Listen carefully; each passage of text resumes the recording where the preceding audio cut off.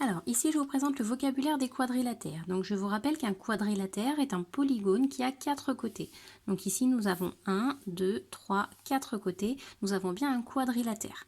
On se rappelle aussi qu'un polygone, c'est une figure qui est fermée, c'est très important, et dont les côtés sont bien tracés à la règle, c'est-à-dire qu'on n'a pas d'arc de cercle. Donc, ici, nous avons bien un quadrilatère.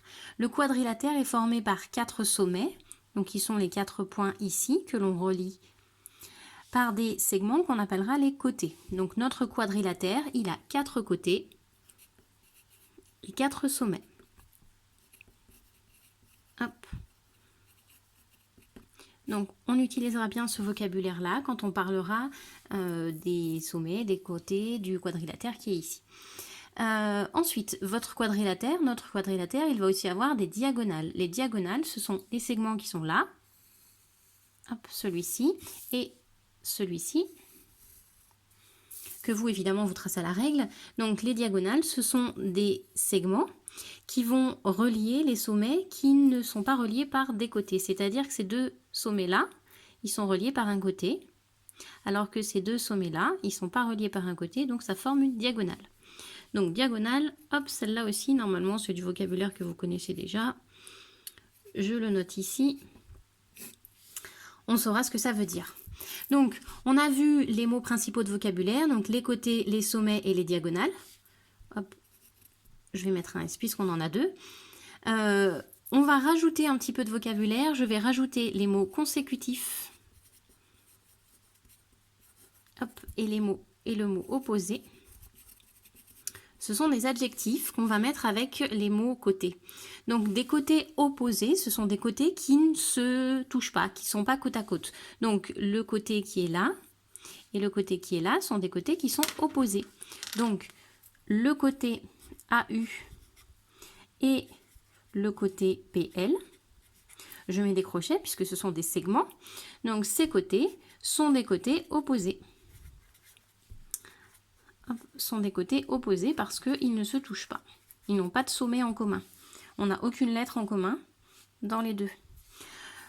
À l'inverse, on va avoir des côtés qui vont avoir un sommet en commun, des côtés qui vont se suivre. Donc ce côté-là, par exemple, et celui-ci, ils sont à la suite l'un de l'autre. Ils ont le sommet A en commun. On va dire que ce sont des côtés consécutifs. Consécutif, ça veut dire que ça se suit.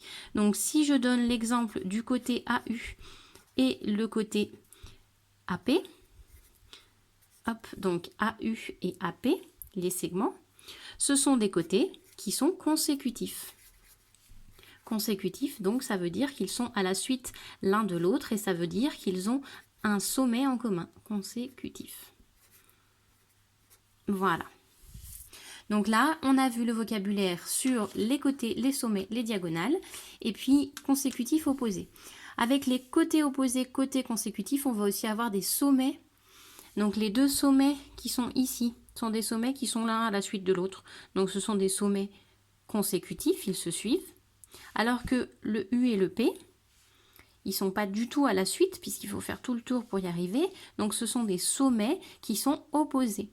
Donc les adjectifs consécutifs et opposés, on va pouvoir les utiliser pour les côtés mais aussi pour les sommets. Voilà, pour cette première partie. Dans la deuxième partie, je voudrais vous montrer comment on donne le nom d'un polygone. Donc, donner son nom, quand on vous demande quel est le nom d'un polygone, quand on vous demandera de nommer un polygone ou un quadrilatère, ici particulièrement, on ne veut pas que vous nous disiez si c'est un carré, un rectangle, ça c'est pas son nom, ça ce sera sa nature. Quand on vous demande de donner son nom, on va prendre les lettres qui sont ici et on va utiliser ces lettres pour donner le nom du polygone. Donc mon polygone qui est ici, pour donner son nom, je choisis une lettre, je choisis un sommet, n'importe lequel, celui que je veux, par exemple le sommet U. Et ensuite, je suis les côtés de mon polygone. Donc U, je vais vers A, je vais vers P, je vais vers L et je referme. Donc ce quadrilatère, il s'appelle U, A, P, L. C'est son nom. Si on avait voulu partir dans l'autre sens, ça marchait aussi. Si je pars de U et que je vais vers le L, vers le P, vers le A et que je referme, ça marche. Donc je vais de U. Hop, vers le L, vers le P, vers le A, ça marche aussi. Donc ce polygone-là, il a plusieurs noms possibles. C'est pas, on choisit celui qu'on veut en fait, c'est celui auquel on pense en premier. Mais si j'avais voulu commencer par le sommet A, j'aurais pu appeler mon polygone A, APLU. Donc APLU est aussi un nom pour ce polygone et AULP aussi. AULP. Je continue. Si j'avais voulu choisir le sommet P en premier et que je tourne dans ce sens, ça fait PAUL. Hop, PAUL. C'est un nom possible pour mon polygone ou bien PLUA. Donc PLUA. Dernière possibilité, si j'avais commencé par le sommet L, si je tourne dans ce sens, ça fait LUAP ou bien LPAU. Donc, hop, LUAP ou LPAU. Donc ici, on a 8 noms possibles pour le même polygone. Les 8 sont corrects. Donc si on vous demande de donner le nom du polygone, vous en choisissez un. Vous n'avez pas besoin d'écrire les 8. Mais sauf si la consigne, bien sûr, c'est de vous en donner le plus possible. Et puis après, si vous n'êtes pas sûr du nom que vous avez trouvé, vous pouvez toujours demander pour qu'on puisse vérifier. Donc, on choisit un sommet, celui qu'on veut, et on tourne en suivant les côtés. Donc, je choisis un sommet et je suis les côtés. P-A-U-L. Et on vérifie que ce soit fermé. Quand on va vous demander de tracer le quadrilatère, par exemple P-A-U-L, on va aller de P jusqu'à A, de A jusqu'à U, de U jusqu'à L, et on n'oublie pas de fermer, on ira de L jusqu'à P. Si vous oubliez de fermer, ça ne formera pas un polygone. Alors, juste une dernière précision avant de terminer. Quand ça forme un nom, ici ça fait le prénom Paul, on va bien épeler. On va donner les lettres une par une. On va bien dire P-A-U-L pour être sûr que tout le monde écrive de la même manière. C'est important. Vous allez voir que souvent, moi je m'amuse évidemment à mettre des prénoms.